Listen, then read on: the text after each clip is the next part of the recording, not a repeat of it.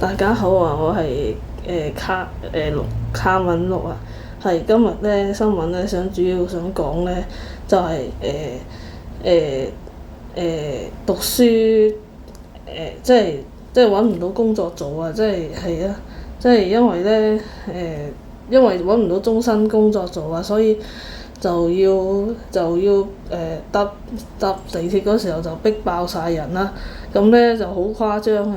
係啊，跟住初初諗住做平面設計嘛，後尾平面設計覺得自己唔啱自己啊，所以就冇做咯。跟住呢，我覺得真係超奇怪啊！都要等下一份工就係叫校務行政助理咯。而家等緊呢份工啊！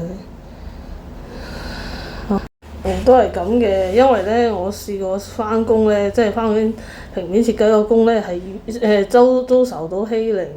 所以咧就因為呢個事件咧，所以先搞到我即係解決唔到，成日讀書，成日讀嗰啲書，跟住又要俾學費喎，又要俾咁貴學費喎，跟住就好似循環唔停咁啊！都覺得好大嘅失望啦，係咪先？咁自己做 YouTuber 又做唔成喎，咁自己又想點樣講啊？又想創業喺網上創業就好似冇咩生意咁。